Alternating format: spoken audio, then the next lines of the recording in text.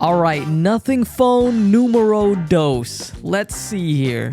Gonna try to open this box without killing it because I'm not really good at... Oh, here we go again. Man, I am not good at this. Here we go. I like that text. I like that font.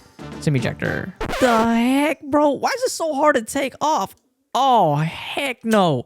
Oh, please. Hold on. Let me just take this out really quick. Fully. Turn on.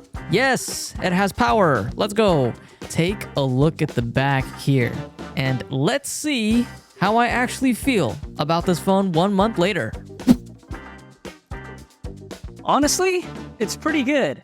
It does have its pros, and it does have a couple cons, but we'll go ahead and get into it.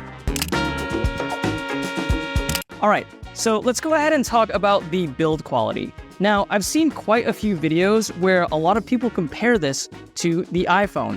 And now, whilst a lot of people think that that's actually not a good thing, for me personally, I actually do think that it's a good thing. Now, in my personal opinion, one of the reasons the iPhone is so popular is because of its build quality and how it looks. It's super simple, but it also looks extremely sleek as well. I really do like the design, and I really like this aluminum or this metal flat sides that it's got going on.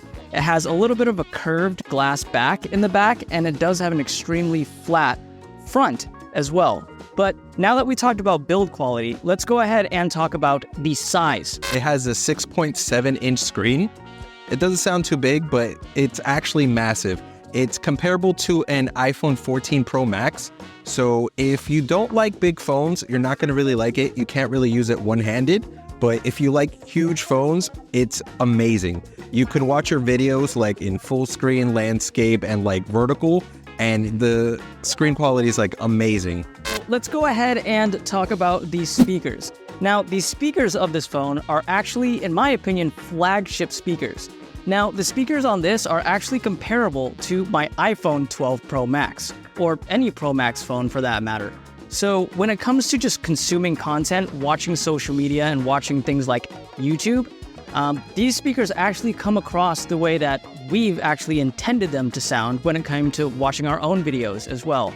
So nothing too much to say about the speakers, aside from they're really, really good. And for a phone this size, I wouldn't expect anything otherwise. Now we're going to talk about the glyphs. This is honestly the main selling point for the phone, in my opinion. Nowadays, cell phones, they all look alike. They all do the same things. There's nothing that makes them special or stand out anymore. This does. You can have a static light like this, or you can have patterns that pretty much switch around and make noises with all of your like ringtones. So it is kind of gimmicky, but in a world of like similar phones, that gimmick makes it stand out. I think it's a really big plus.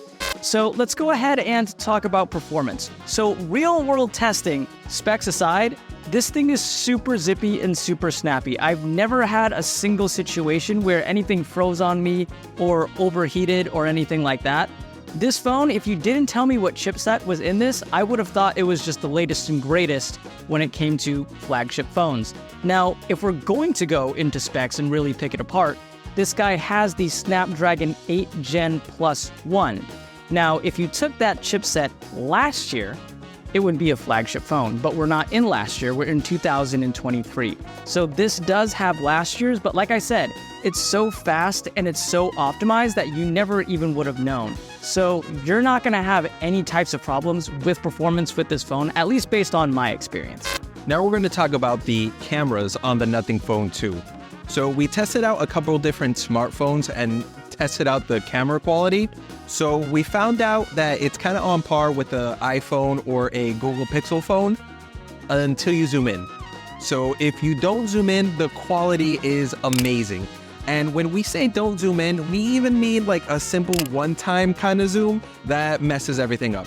But to be honest, it wasn't really selling itself on the camera. So for day-to-day use, it's gonna get you by. It's pretty decent. The final score for this phone is 8 out of 10. Ocho is 8 in Spanish.